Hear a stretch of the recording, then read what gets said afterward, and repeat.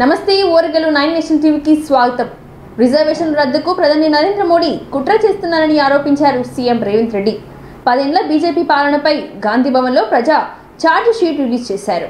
ఈ కార్యక్రమంలో ఏఐసీసీ కార్యదర్శి దీపాదాస్ మున్షి, మంత్రులు కోమటిరెడ్డి, బట్టి విక్రమార్క, పొన్నం ప్రభాకర్, పలువురు అధికారులు పాల్గొన్నారు. ఈ సందర్భంగా మాట్లాడిన సీఎం రేవంత్ రెడ్డి రిజర్వేషన్లు ఉండాలా వద్దా అనే దానికి ఈ లోక్సభ ఎన్నికలు రెఫరెండం అని అన్నారు. బీజేపీ ఒక్క సీటు గెలిచినా రిజర్వేషన్ హక్కులను కాలరాస్తుందని చెప్పారు. కాంగ్రెస్ అధికారంలోకి వస్తే రిజర్వేషన్లు కొనసాగిస్తామని అన్నారు సీఎం. రిజర్వేషన్లు ఉండాలనే వాళ్ళు కాంగ్రెస్కి, వద్దు అనుకునే వాళ్ళు బీజేపీకి ఓటు వేయాలని సూచించారు. బీజేపీలో ఆర్ఎస్ఎస్ ఎజెండాను అమలు చేసిందని ఆరోపించారు CM Revanth Reddy. SC, ST, BC రిజర్వేషన్లు రద్దు చేసేందుకు బీజేపీ కుట్ర చేస్తుందని చెప్పారు.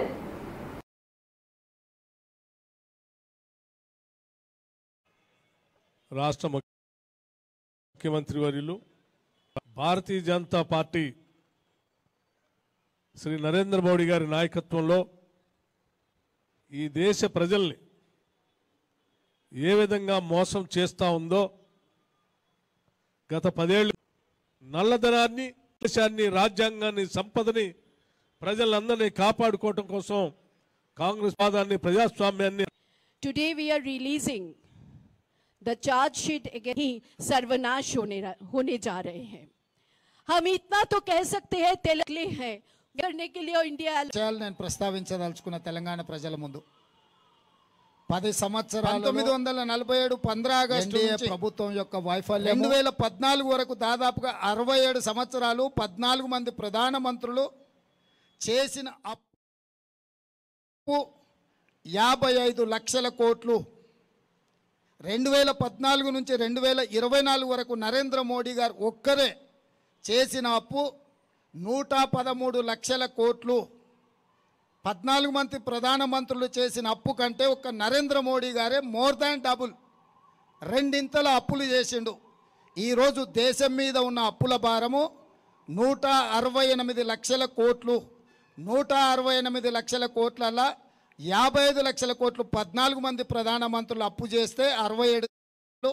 నరేంద్ర మోడీ గారు డబుల్ ఇంజన్ సర్కార్ ఎంత వేగంగా పరిగెత్తుతుందంటే 10 సంవత్సరాలల్లా 113 లక్షల కోట్ల రూపాయల అప్పు తీసుకొచ్చి ఈరోజు అప్పుల ఊబిలో ఈ నయా భారతాన్ని మొత్తము తాకట్టు పెట్టినరు. ప్రవాస భారతీయుల హక్కుల సంక్షేమ వేదిక వ్యవస్థాపక అధ్యక్షుడు, పసుపు బోర్డు ఉద్యమ నేత, బీఆర్ఎస్కు చెందిన నరసింహనాయుడు బుధవారం తన అంశాలతో కలిసి బీజేపీలో చేరారు. హైదరాబాద్లోని బీజేపీ ఆఫీసులో జరిగిన కార్యక్రమంలో ఆయనకు రాజ్యసభ సభ్యుడు లక్ష్మణ్ కండో కప్పి పార్టీలోకి ఆహ్వానించారు. ఈ సందర్భంగా మాట్లాడుతూ నిజామాబాద్కు ఎంపీ అరవింద్ పసుపు బోర్డు మంజూరు చేయడంతో తమ కళ నెరవేరిందని అన్నారు. ఆయన ఆహ్వానం మేరకు బీజేపీలో చేరుతున్నట్లు తెలిపారు. మోడీ మూడోసారి ప్రధాని కావాల్సిన అవసరం ఎంతైనా ఉందని బీజేపీలో వారిలో గల్ఫ్ కార్మిక సంఘం నాయకులు విద్యాసాగర్, రాజు, దేవాగౌడ్ తదితరులు ఉన్నారు. ఎర్రం రాజు గారు దామకొండ కామారెడ్డి జిల్లా గల్ఫ్ కార్మికుల సంఘాల అధ్యక్షులు శ్రీ ఎర్రం రాజు.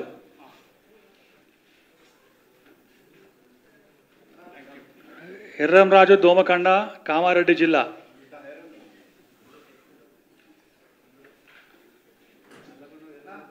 మోత్కోనూరు దేవగౌడ్ గారు బీసీ నాయకులు, గోదావరి హారతి ఉత్సవ సమితి రాష్ట్ర కమిటీ సభ్యులు. అలాగే విద్యాసాగర్ గారు గల్ఫ్ కార్మికుల. అలాగే మాలాల సృజన్ గారు నిజామాబాద్ జిల్లా బీసీ సంఘం భారతీయ జనతా పార్టీలో.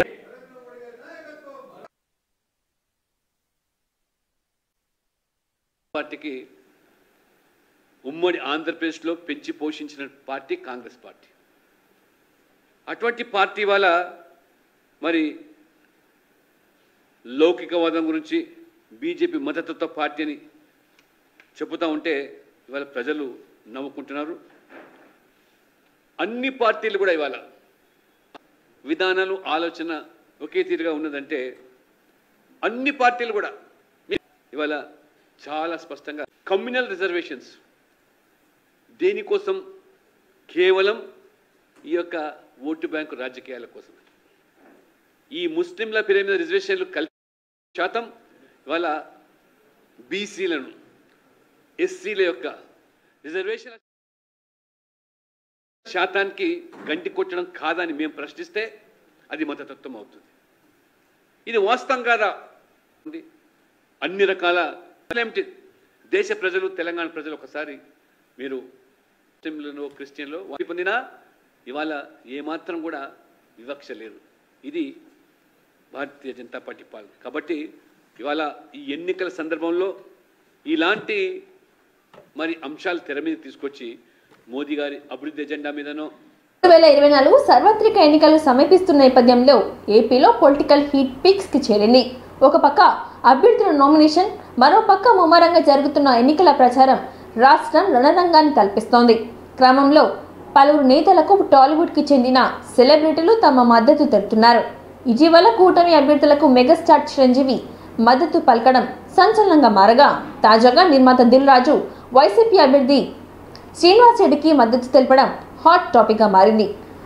ఈ వీడియో తన ట్విట్టర్లో పోస్ట్ చేశారు దిల్ రాజు. 5 సార్లు ఎమ్మెల్యేగా గెలిచిన శ్రీనివాస్ రెడ్డి ఒంగోలు అభివృద్ధికి ఎంతగానో కృషి చేశారని, సుదీర్ఘ రాజకీయ ప్రస్థానం కలిగిన సీనియర్ నాయకుడికి ఓటు వేసి గెలిపించాలని నియోజకవర్గ ప్రజలను కోరారు.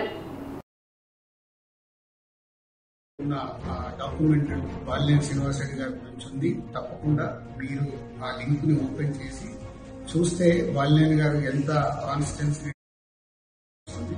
సో తప్పకుండా బాలినేని శ్రీనివాస్ రెడ్డి గారు ఆల్రెడీ ఉమ్మడి ఆంధ్రప్రదేశ్ లో గానీ, ఇప్పుడు సపరేట్ అయిన ఆంధ్రప్రదేశ్ లో గానీ 5 సార్లు ఒంగోలు నుంచి ఎమ్మెల్యేగా ప్రాతినిధ్యం వహించి ఒంగోలు డెవలప్మెంట్ కి ఎంతో ముందుకు తీసుకెళ్లారు ఒంగోలు కాన్స్టిట్యున్సీని. అలాగే ఉమ్మడి ఆంధ్రప్రదేశ్ వైఎస్ రాజశేఖర రెడ్డి గారి టైంలో మినిస్టర్ గా కూడా వారి శాఖ ద్వారా ఎంతో డెవలప్మెంట్ చేశారు.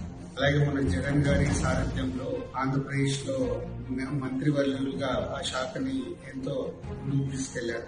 సో ఇప్పుడు మళ్ళీ ఒంగోలు నుంచి బాలినేని గారు వైసీపీ పార్టీ ద్వారా 6వసారి నిలబడ్డారు. సో తప్పకుండా మీ అమూల్యమైన ఓటుని బాలినేని శ్రీనివాస్ రెడ్డి గారికి వేసి గెలిపించగలరని ప్రార్థన. అండ్ ఈ మధ్య బాలినేని శ్రీనివాస్ రెడ్డి గారి పైన ఒక డాక్యుమెంటరీ వీడియో చేశారు. సో అది యూట్యూబ్ లో పెట్టారు. సో బాలినేని శ్రీనివాస్ రెడ్డి గారు వారి రాజకీయ ప్రస్థానం మొదలైన నుంచి అసలు వాళ్ళు అంచెలంచెలుగా వారు ఎదుగుతూ ఆ కాన్స్టిట్యున్సీని ఎంతో అభివృద్ధి సైడ్ తీసుకెళ్లారు. దాంట్లో మొత్తం యూట్యూబ్ లో ఉన్న డాక్యుమెంటరీ. వైఎస్ఆర్సీపీ అధినేత ముఖ్యమంత్రి వైఎస్ జగన్మోహన్ రెడ్డి పులివెందుల అసెంబ్లీ అభ్యర్థిగా నామినేషన్ దాఖలు చేశారు. గురువారం ఉదయం పులివెందుల పర్యటన వెళ్లిన ఆయన బహిరంగ సభలో పాల్గొన్న అనంతరం నేరుగా మినీ సెక్రటరియట్ లో ఆర్ఓ ఆఫీస్ కి వెళ్లారు. అక్కడ పులివెందుల రిటర్నింగ్ అధికారికి నామినేషన్ పత్రాలు అందజేశారు. ఈ కార్యక్రమంలో కడప ఎంపీ అవినాష్ రెడ్డి పాల్గొన్నారు. అంతకుముందు సీఎం జగన్ పర్యటన సందర్భంగా పులివెందుల జై జగన్ నినాదాలతో దద్దరిల్లింది. స్థానిక సిఎస్ఐ గ్రౌండ్స్ లో ఏర్పాటు చేసిన బహిరంగ సభలో పాల్గొన్నారు సీఎం జగన్.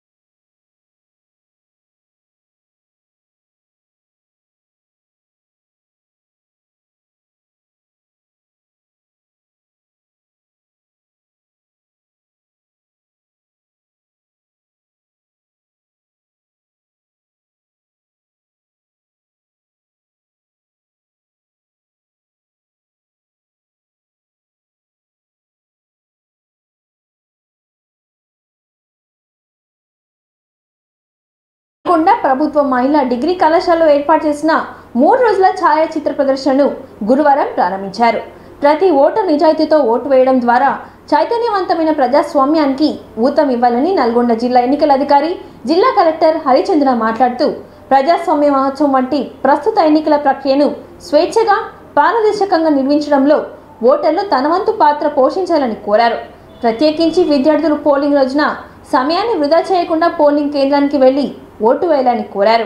మంచి వ్యక్తిని నేతగా ఎన్నుకోవడం ద్వారా మంచి విద్య, వైద్యం వంటి మంచి పాలసీలు రావడానికి అవకాశం ఉందని, అంతేకాక రాబోయే తరాలకు మంచి జరుగుతుందని అన్నారు. అందువల్ల అందరూ ఓటు వేయాలని పిలుపునిచ్చారు. ప్రజలకు ఎటువంటి పాలసీలు కావాలో, ఎలాంటి వ్యక్తి కావాలో ఆలోచించి నిర్ణయం తీసుకొని ఓటు వేయాలని కలెక్టర్ అన్నారు. We are a part of a wonderful democracy.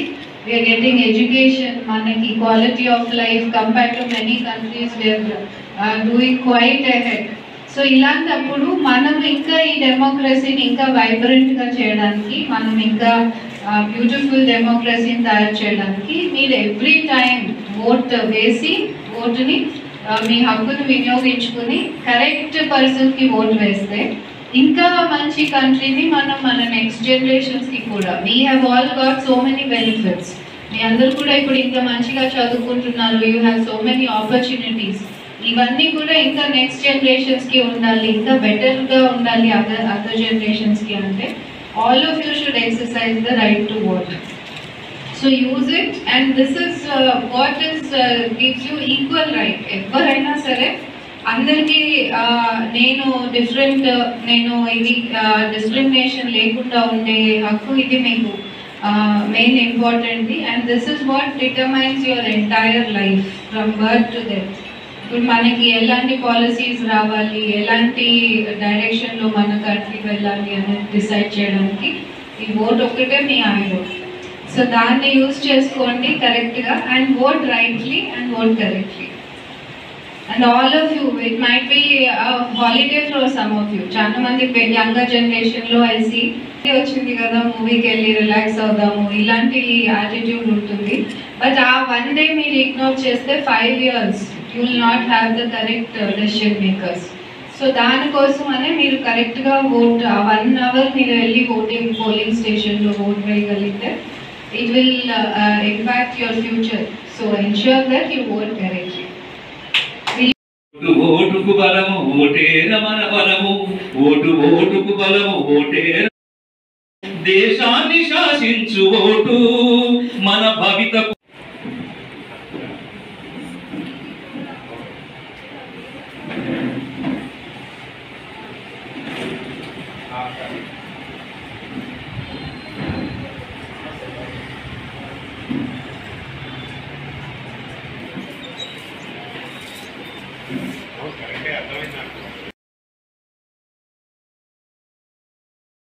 BRS హయాంలో మెదక్కు రైలు తీసుకొచ్చినట్లుగా మాజీ మంత్రి బీఆర్ఎస్ నేత హరీష్ రావు అన్నారు. మెదక్లో నిర్వహించిన బీఆర్ఎస్ ఎన్నికల ప్రచారంలో భాగంగా ఆయన మాట్లాడుతూ, మా ప్రభుత్వంలో మంచిరపై చెక్ డ్యాంలు కట్టినందుకే పంటలు ఎండిపోలేదని చెప్పారు. ఈ ప్రాంతానికి 3 మెడికల్ కళాశాలలు తీసుకొచ్చామని, 100 రోజుల్లో 6 గ్యారెంటీలు అమలు చేస్తామని కాంగ్రెస్ నేతలు బాండ్ పేపర్ రాసిచ్చారు. గతంలో బాండ్ పేపర్కు విలువ ఉండేది. సీఎం రేవంత్ రెడ్డి మోసంతో దాని విలువ పోయిందని హరీష్ రావు విమర్శించారు. ప్రజలను నమ్మడం లేదని, ఎక్కడికి వెళ్తే అక్కడ దేవుళ్లపై ఒట్టు పెడుతున్నాడని, రేవంత్ రెడ్డి ఆగస్టు 15 లోపు రుణమాఫీ 6 గ్యారెంటీల అమలు చేయాలని డిమాండ్ చేశారు. కేంద్రంలో బీజేపీ పాలనలో పెట్రోల్, డీజిల్, గ్యాస్ సిలిండర్ ధరలు పెరిగిపోయాయని, ఏ ఒక్క వర్గానికి మేలు చేయలేదని చెప్పారు. పేదల నుంచి బీజేపీ ఎప్పుడూ ఆలోచించలేదు. ఆ పార్టీ మాట నమ్మితే నీళ్లు లేని బావిలో దూకినట్లు అని హరీష్ రావు విమర్శించారు. ఇవాళ పేరుకు మెదక్ జిల్లా, మెదక్ ఇక్కడ సంగారెడ్డిలో నామినేషన్ వేస్తుండే, కానీ కేసీఆర్ వచ్చినాక మెదక్ జిల్లా చేసిండు. ఈ జిల్లా ప్రజల ఆకాంక్ష నెరవేర్చిండు. గా జిల్లా అయింది కనుక, ఆయన కలెక్టరేట్ కట్టింది కనుక నువ్వు నామినేషన్ వేసేందుకు మెదక్కు వచ్చినావు. అంటే నిన్ను మెదక్కు రప్పించిన ఘనత ఈ గులాబీ జెండాది. ఈ గులాబీ జెండాది. నువ్వు ఇందిరాగాంధీ చేసింది అంటున్నావు, అబద్ధాలంతా కూడా అక్కేటట్టు ఉండాలి. ఇందిరాగాంధీ అంటే బిహెచ్ఎల్ తెచ్చిందని రామ్జాస్ చౌరస్తారా పచ్చి అబద్ధం చెప్పిండు రేవంత్ రెడ్డి. బిహెచ్ఎల్ వచ్చింది 1952లా, ఇందిరాగాంధీ ఎంపీ అయింది 1980లా, 30 ఏళ్ల తర్వాత అయింది. ఈయనంటాడు ఇందిరాగాంధీ ఈయన ఎంపీ పోటీ చేసి బిహెచ్ఎల్ తెచ్చిందని అబద్ధం ఆడతాడు. అరే ఆయనకి ఎవరో స్క్రిప్ట్ రైటర్ అయినా సరిగా లేడు. ఆ రాసిస్తానన్నా అకల్ మనుకుతారా ఇషారతో రానా, ఏది వెళ్తాడు మాట్లాడితే నవ్వుల పాలు కావా, ఇజ్జతమానం పోదా ముఖ్యమంత్రిది. నీది పోతావా కానీ కుర్చీది పోతుంది నాయన. ఆ కుర్చీ గౌరవాన్ని కాపాడు. ఏం మాట్లాడు? పేగులు మెడలు వేసుకుంటా, గోటీలాడతా. ఎవడైనా పేగులు మెడలు ఎవడేసుకుంటాడే? రాక్షసులు వేసుకుంటారు. నువ్వు పేగులు మెడలు వేసుకుంటే కాదు బిడ్డ, నువ్వు 6 గ్యారెంటీలు అమలు చేయి. 6 గ్యారెంటీల గురించి మాట్లాడు. మెదక్ అభివృద్ధి గురించి నీకు మాట్లాడే హక్కు ఉందా? మెదక్ జిల్లా అయిందంటే, సంగారెడ్డి జిల్లా అయిందంటే, సిద్దిపేట జిల్లా అయిందంటే అది కేసీఆర్ వల్ల, బీఆర్ఎస్ పార్టీ వల్ల. నిన్న ఆయన వచ్చిండు ముఖ్యమంత్రి రేవంత్ రెడ్డి. మెదక్ వచ్చి ఏం మాట్లాడిండు? ఇదే రామదాస్ చౌరస్తాలా 10 ఏళ్లలో కేసీఆర్ ఏం చేసిండు అన్నాడు. ఏం చేసిండు బిడ్డ? లిల్లీపోట్. నువ్వు మెదక్లో నామినేషన్ ఎందుకు వచ్చిన వెంటనే అది కేసీఆర్ వల్ల అని మర్చిపోకు. కేసీఆర్ మెదక్ జిల్లా చేయకపోతే మెదక్లో నామినేషన్ ఉండునా? ఇవాళ పేరుకు మెదక్ జిల్లా, మెదక్ ఎంపీ పోయి వెంకట సంగారెడ్డిలో నామినేషన్ వేస్తుండే. కానీ కేసీఆర్ వచ్చినాక మెదక్ జిల్లా చేసిండు. ఈ జిల్లా ప్రజల ఆకాంక్ష నెరవేర్చిండు. తెలంగాణలో ముస్లిం రిజర్వేషన్లు తెచ్చింది కాంగ్రెస్ బీఆర్ఎస్ పార్టీనేనని, ఆ పార్టీలను రద్దు చేసి ఎస్సీ ఎస్టీ బడుగు బలహీన వర్గాలకు రిజర్వేషన్లు తెస్తామని అన్నారు. గురువారం లోక్సభ ఎన్నికల ప్రచారంలో భాగంగా సిద్దిపేట జిల్లాలో ఏర్పాటు చేసిన సభలో అమిత్ షా పాల్గొని ప్రసంగించారు. అయోధ్యలో రామ మందిర నిర్మాణం చేయడం కాంగ్రెస్ కు ఇష్టం లేదని, మందిరం నిర్మాణం చేయకుండా కేసులు వేసిందని అమిత్ షా విమర్శించారు. మోడీ కేసులు గెలిచి మందిర నిర్మాణం పూర్తి చేసి బలరాముడిని ప్రాణప్రతిష్ఠ చేశారని తెలిపారు. జమ్మూ కాశ్మీర్లో 370 ఆర్టికల్ రద్దు చేసి 70 ఏళ్ల సమస్యను పరిష్కరించమని తెలిపారు. బీఆర్ఎస్ కాంగ్రెస్ రెండు ఒకటేనని, ఈ దేశాన్ని భ్రష్టు పట్టిస్తున్నాయని మండిపడ్డారు అమిత్ షా. ఇంత పెద్ద సంఖ్యలో హాజరై ఈ కార్యక్రమం లోపల నన్ను ఆశీర్వదించడానికి ఇక్కడికి వచ్చేసారు. మీ అందరికి కూడా ఓపికతో ఇక్కడ వేచిన మీకు అందరికి కూడా సాదరపూర్వక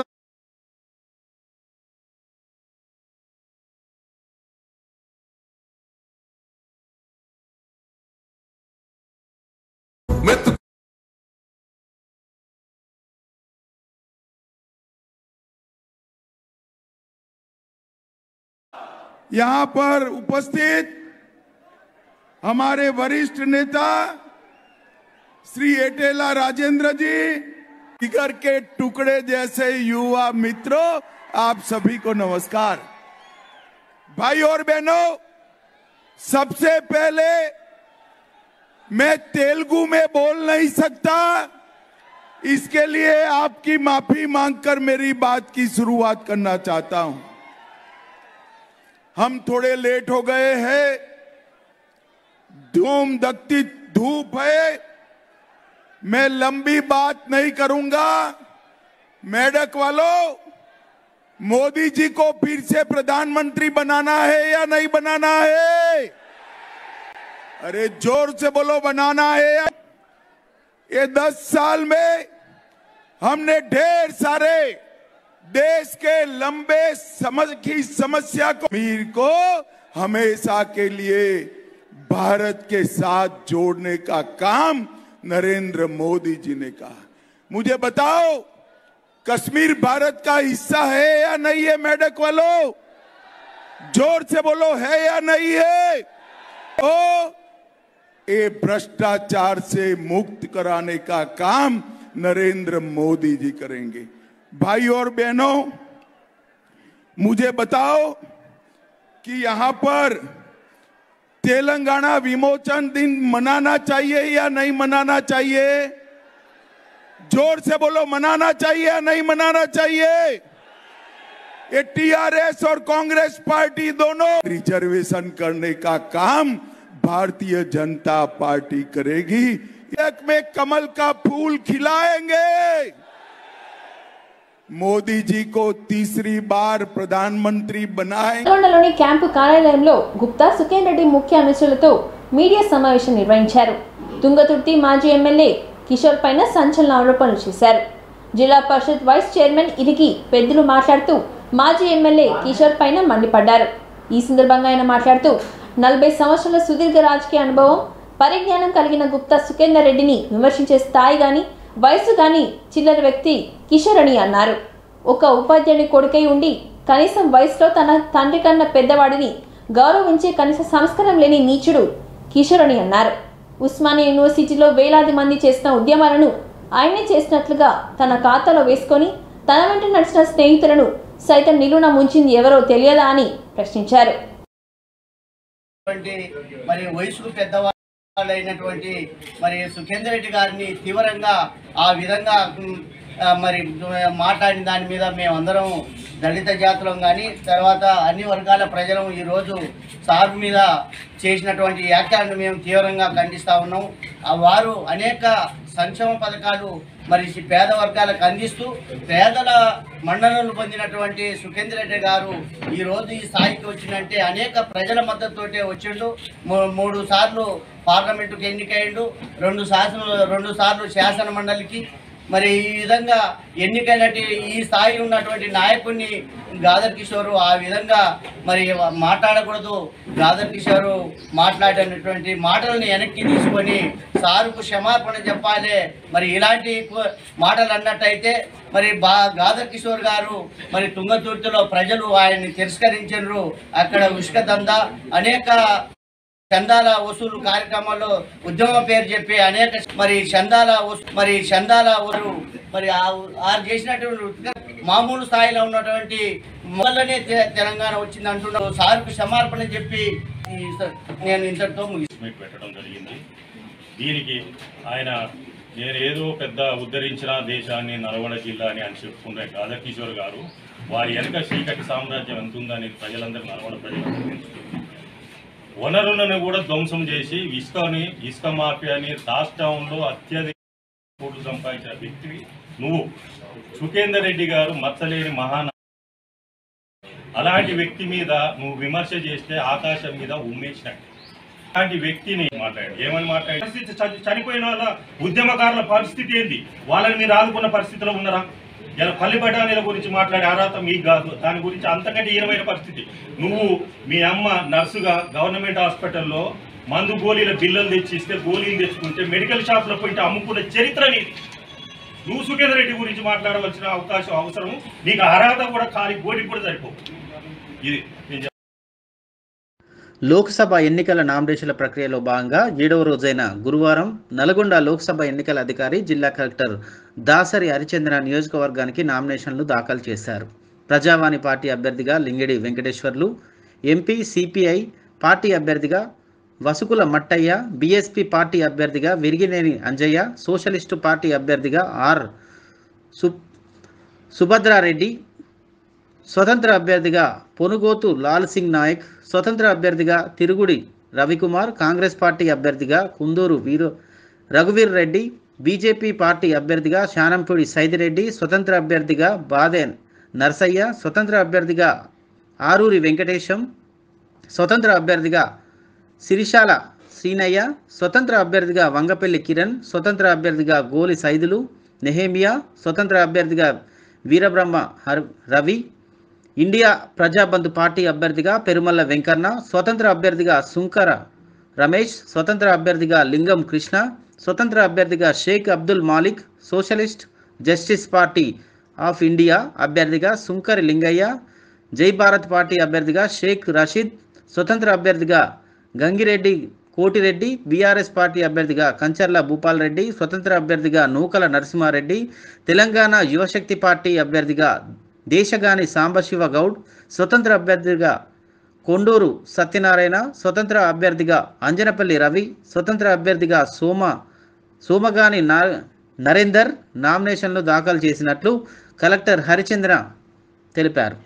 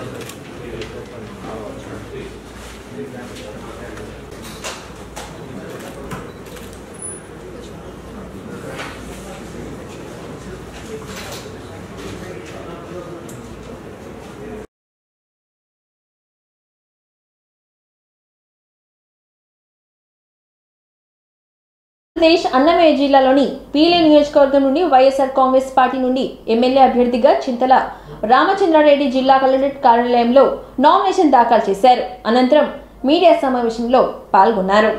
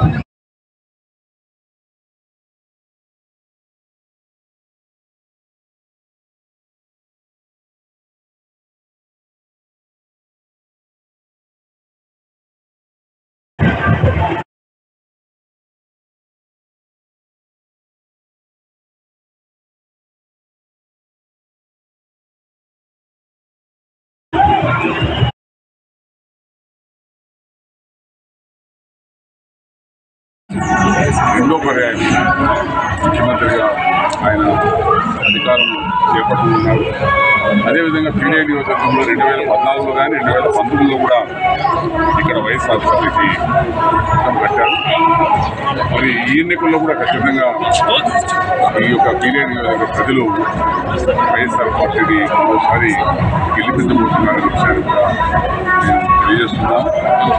ముఖ్యంగా ఏదైతే పరిష్కారం కావాల్సిన సమస్యలు ఏదైతే ఉన్నాయో నీరు కానీ ఇంకా ఏదైనా రోడ్డు కావచ్చు ఇవన్నీ కూడా మేము గతంలో 5 సంవత్సరాలు కూడా తెలియకపోయింది. మళ్ళీ అంటే మా ప్రభుత్వంలోనే రోడ్డు కావచ్చు ఇవన్నీ కూడా చేస్తాము. దాదాపు 70-80 కోట్లు గ్రామీణ రథాలు నిధులు మంజూరు చేయించడం కానీ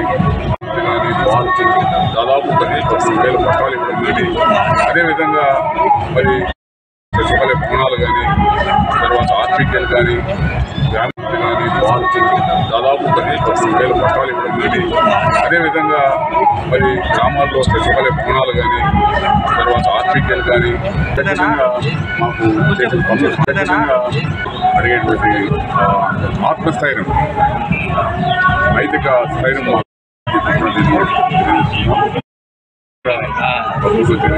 ఎన్నికల్లో నితిన్ రెడ్డి గారు కానీ కానీ విజయం సాధిస్తాం సహకారం ఇంతటితో ఈ వార్తలు సమాప్తం. మరిన్ని వార్తలతో మళ్ళీ కలుద్దాం. చూస్తూనే ఉండండి ఓర్గల్లు 9 నేషనల్ టీవీ.